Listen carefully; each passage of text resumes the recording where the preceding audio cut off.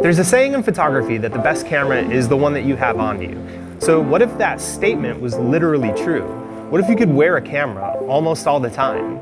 That's the promise of Snap spectacles. And they're pretty awesome.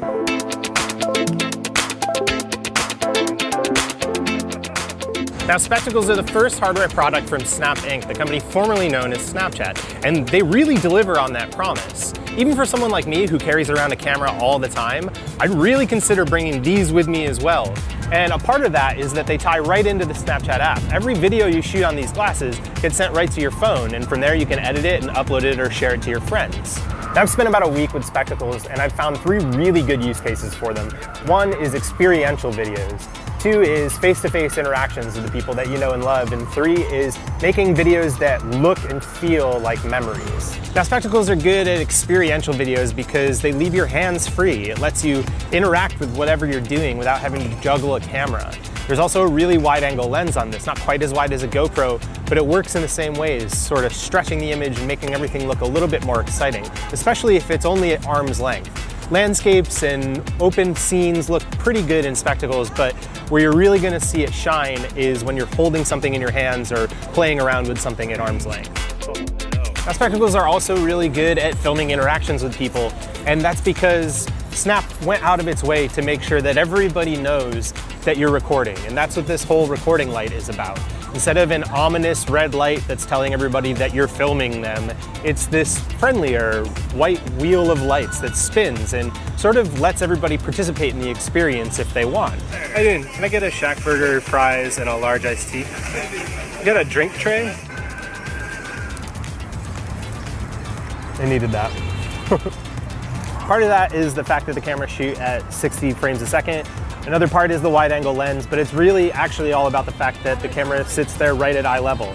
It's almost impossible to get that point of view with basically any other camera, and it makes a world of difference. Even if you're not in the video in the end, being able to capture something the way that you saw it is a really powerful thing. There were boring videos that I shot of me pouring coffee or opening the door that I still felt an emotional connection with that I wouldn't normally feel with if I had shot them with anything else. And then, of course, there were more emotionally impactful moments like greeting my dog at the end of the day or going out on a date with my girlfriend where it really shines. So there's 2 big problems with spectacles.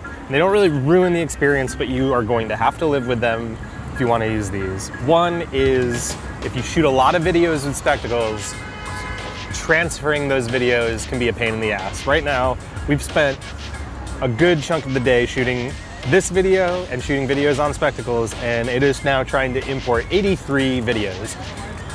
The problem as it builds a bunch of those videos up and waits to transfer them is it takes a lot longer. If you shoot maybe 5 or 10 videos, it'll take you about 10 seconds of video to transfer, but if you shoot 83 of them, it sort of bogs down and it's taking a lot longer than 10 seconds. It's taking like 20 or 30 seconds. The other big problem with spectacles has to do with the user interface.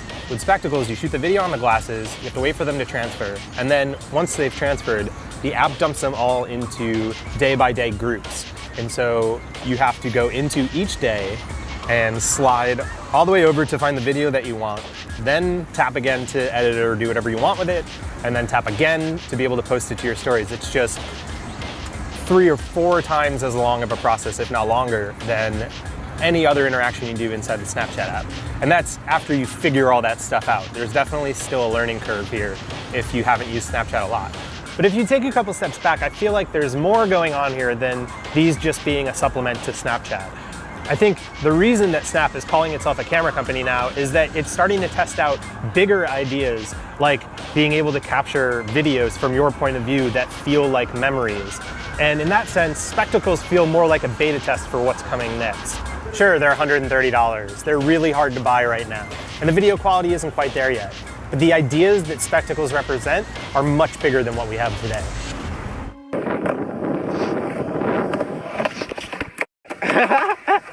No, I got this. Hold on. Google Glass or a GoPro. Oh, and our food is